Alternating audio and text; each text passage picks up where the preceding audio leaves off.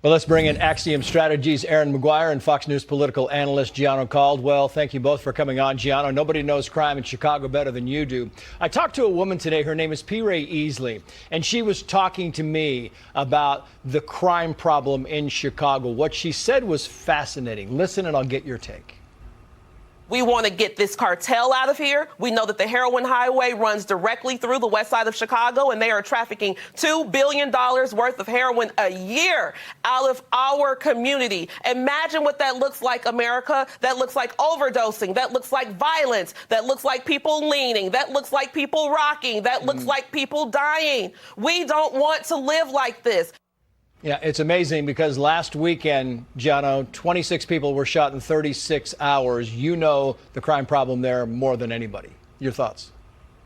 Yeah, and 6 people were murdered, including a 5-year-old over the weekend. And I got to tell you, Ms. Easley is absolutely correct. We have seen numerous considerations come throughout Chicago in terms of the violent crime, the cartels bringing their drugs through the city.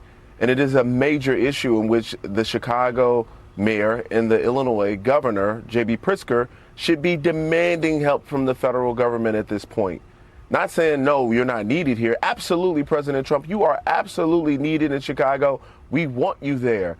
Why? Because you're bringing solutions to an issue that Democrats have failed decade after decade on. There's not been a Republican running Chicago at all. This has been an issue that they created and an issue that they continue to support through policies like the Safety Act. We've not seen a president since Teddy Roosevelt that gave a care about the crime issue in this country. But President Trump is certainly that president that's come behind Teddy Roosevelt is doing something about it. Meantime, President Trump said this about crime, Erin. I think that crime is going to be a big thing. And we are the party, the Republicans are the party that wants to stop crime. We're against crime. The Democrats like crime. I don't know why. I mean, we talk about common sense. I think I got elected on talking about common sense. I don't know if the Democrats like crime, Erin, but they are certainly accepting crime, and a lot of people don't quite understand it.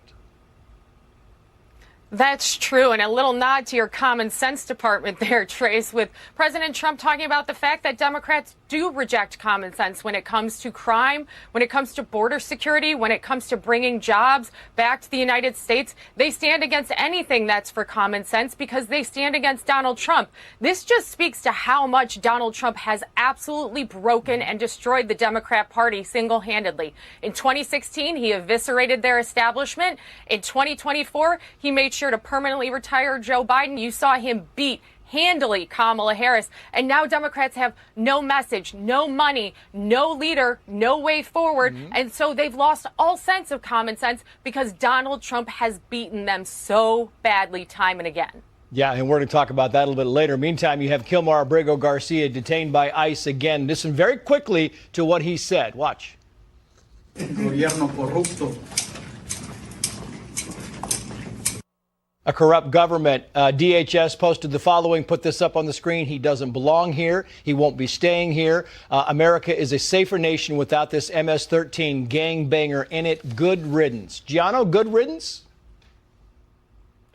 Good riddance, absolutely, to those who choose to come into our country illegally. And I write about this in my new book, The Day My Brother Was Murdered, My Journey Through America's Violent Crime Crisis, which I encourage everyone to pick up a copy, that those that came in through our broken border system in many cases have not just broken our laws by entering our country, but they have certainly brought drugs into our country and committed a number of crimes in which the American people do not want to see in their communities. So absolutely, good riddance, go back to where you came from, and he should still be prosecuted for the crimes he committed in the U.S. Meantime, Steve Witkoff at today's very long public cabinet meeting, Erin, talked about peace in a lot of places. Watch. Peace through strength really, really works. Russia, Ukraine, Iran, Israel, Hamas, we're having meetings all this week on all 3 of those conflicts, and we hope to settle them before the end of this year. Do you feel, Erin, that peace is closer, that we're getting further? What do you think about that? peace is closer than it's ever been because Donald Trump is the only president who in his time has delivered peace multiple times. In that as well, Witkoff mentioned that President Trump should have received the Nobel Peace Prize for the Abraham Accords, and he's completely correct. Even now, additional nations want to consider joining the Abraham Accords because they know with Donald Trump leading a deal, it will mean sustainable peace. Yeah. This is really crucial right now. And with everything going on here in the United States, you still see peace through strength dominance with Donald Trump at the helm globally. And so I think really, truly, we're closer now than we've ever been. Erin, Giano, thank you.